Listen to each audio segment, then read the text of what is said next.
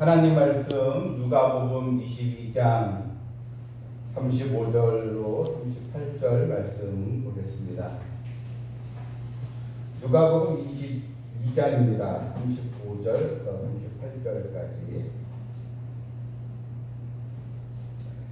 그들에게 이르시되 내가 너희를 전대와 배낭과 신발도 없이 보내었을 때에 부족한 것이 있더냐. 이르되 없었나이다. 이르시되 이제는 전대에 있는 자는 가질 것이요 배낭도 그리하고 검 없는 자는 겉옷을 팔아 살지어다. 내가 너에게 말하노니 기록된 바 그는 불법자의 동리로 역임을 받았다 한 말이 내게 이루어져야 하리니 내게 관한 일이 이루어져 가느니라. 그들이 여짜오되 보소서 주여 보소서 여기 검 둘이 있나이다. 대답하시되 족하다 하시니라. 아멘. 누가복음 이 9장에 보게 되면 예수님께서 이제 제자들에게 전도의 명령을 또 내리시면서 또 복음을 증거하라. 그래서 이제 제자들이 또 70일 전도대와 함께 복음을 이제 전하면서 예수님이 제자들을 이제 파송을 하게 됩니다. 그때 예수님은 파송을 받는 전도자들에게 하여 아무것도 가지지 말라 이렇게 이제 명하시고 이제 보냈습니다. 여행을 위하여 아무것도 가지지 말라. 지팡이나 또 주머니나 양식이나 돈이나 두 벌 옷을 가지지 말라. 너희가 전도에 가면 하나님이 다 먹여주시고 책임져 주신다. 그러니까 그걸 보면 우리가 전도할 때 하나님의 인도를 받는 믿음으로 해야지. 다 내가 준비돼야 되는데, 내가 말도 잘해야 되는데, 또 그 사람의 반응이 좋아야 되는데 이런 거 우리가 신경 쓸 필요 없고 그냥 하나님이 알아서 해주시겠지. 하나님만 믿고 우리가 전도해야 된다는 것을 주님은 말씀해 주신 것입니다. 그렇게 말씀하셨던 우리 주님이 오늘 이제 십자가를 이제 지시기 전에 제자들에게 말씀하시면서 35절에 그들에게 이르시되 내가 너희를 전대와 배낭과 신발도 없이 보내었을 때, 그러니까 바로 누가복음 9장에 있던 내용이죠. 그걸 보냈을 때 부족한 것이 있더냐. 자, 너희가 내 말대로 전도님 나갔는데 그때 전도할 때 부족한 것이 있더냐 했더니 제자들이 아니요 없었습니다 이렇게 얘기를 했단 말이죠. 그런데 이제 36절에 보게 되면 예수님이 이제 이런 말씀하십니다. 이제는 전대에 있는 자는 가질 것이요 배낭도 그리하고 검 없는 자는 겉옷을 팔아 살지어다. 이제는 예수님이 정반대로 또 말씀하십니다. 지금부터는 여기 다 전대에 있는 자는 전대가 이제 저기 이제 지갑이죠, 지갑. 돈 주면 지갑이죠. 그거 준비하고 또 배낭도 거기에 다 옷도 다 들어가 되니까. 그리고 이제 검 없는 자는 검, 이게 칼이죠. 네. 그것을 이제 준비해라. 그 검이 없는 자는 겉옷을 팔아서라도 그것을 확보해라. 당시에 이제 겉옷은 되게 이제 비쌌거든요. 그러니까 값어치가 있으니까 겉옷을 내어주고 검을 이제 사라. 이렇게 말씀을 이제 하셨습니다.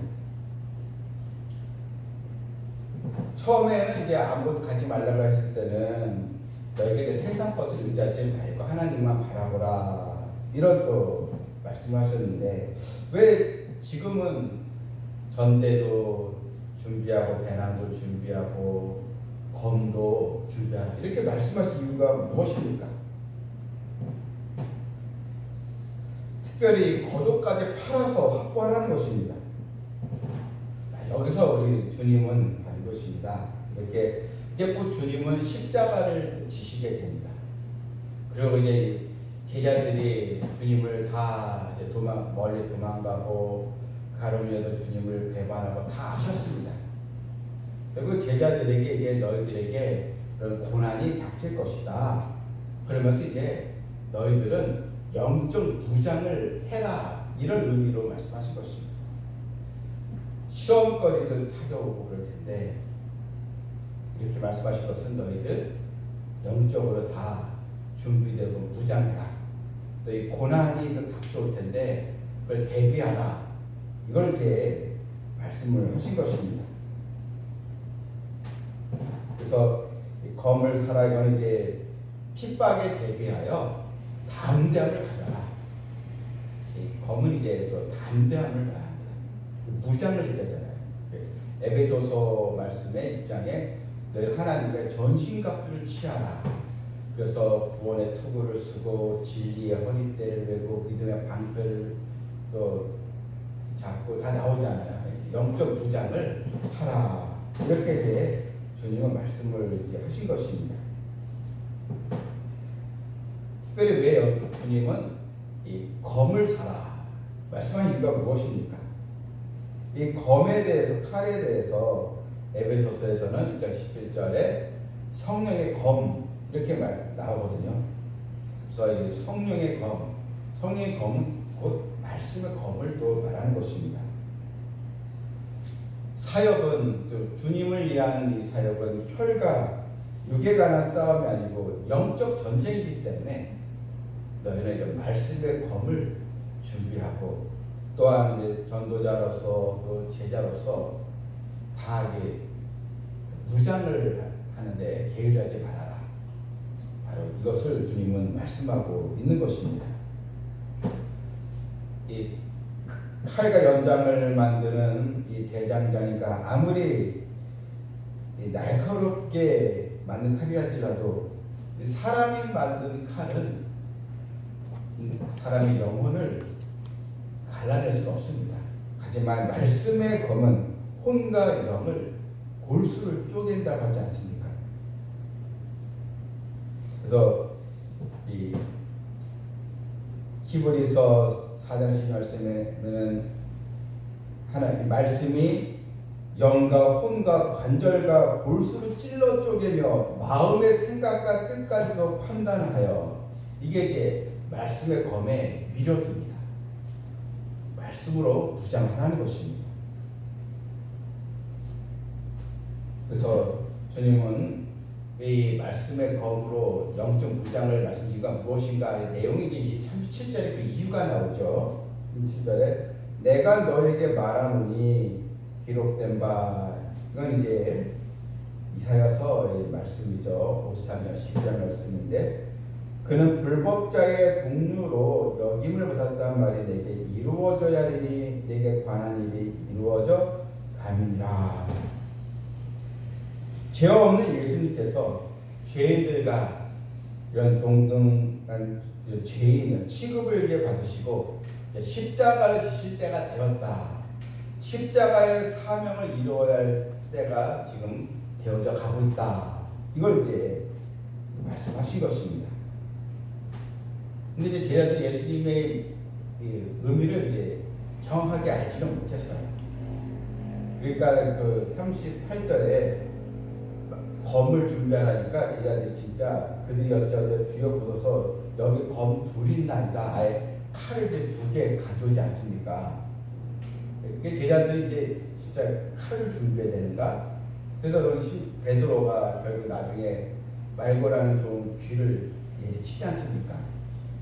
그래서 예수님의 말씀의 검이 결국 무기로 사용되는 칼이 아님을 우리는 알 수 있습니다. 예수님은 이 마태복음 26장 51절에서 이런 말씀이 나오죠. 예수와 함께 있던 자 중에 하나가 베드로죠. 손을 펴 칼을 빼어 대제사장의 종을 쳐 그 귀를 떨어뜨리니 이 예수께서 이르시되 내 검을 도로 칼집에 꽂으라. 검을 가진 자는 다 검으로 망하느니라. 그러니까 검을 가진 자는 검으로 망한다. 이렇게 말씀하신 걸 보면 예수님이 겉옷을 팔아서 검을 사라 이게 이제 진짜 팔이 아니라는 것을 볼 수 있습니다. 바로 영적으로 부자라는 것입니다. 또 우리는 이 성경을 보면서 항상 이 깨닫는 그런 은혜가 필요한 것입니다.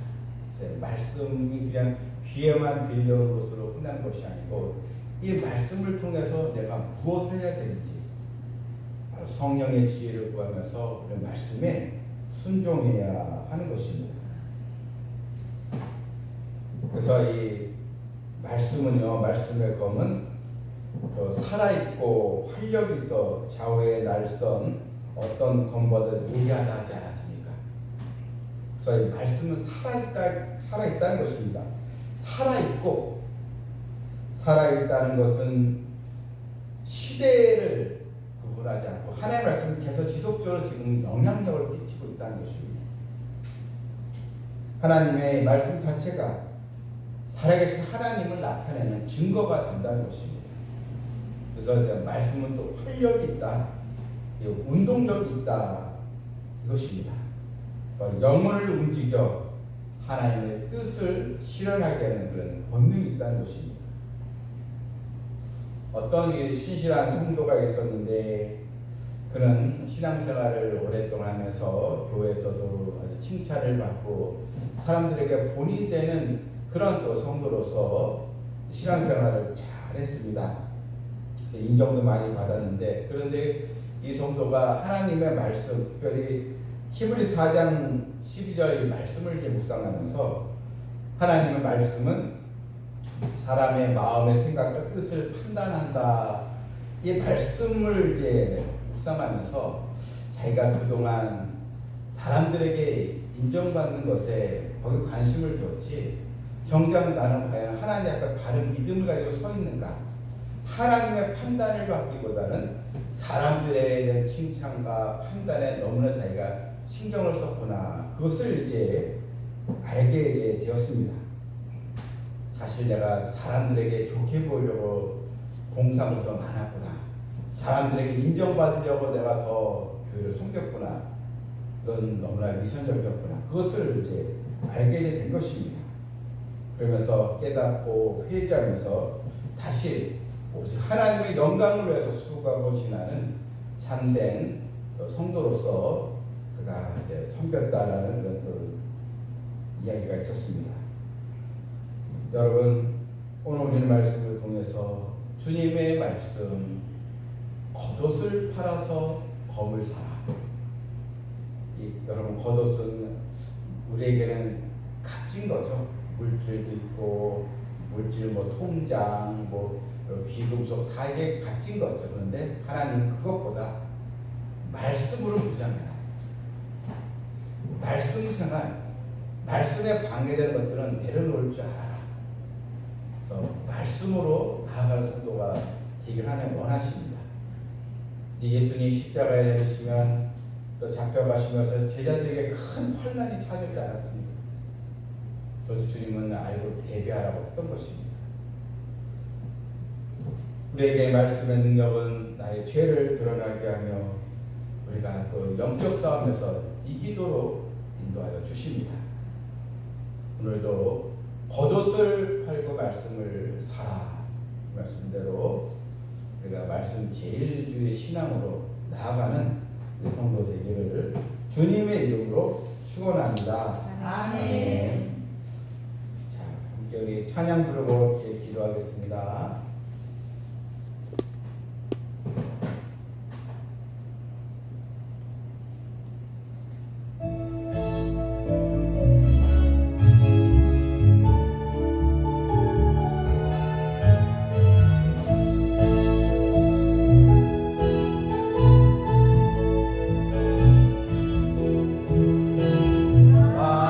사람들 참 진리를 모른 채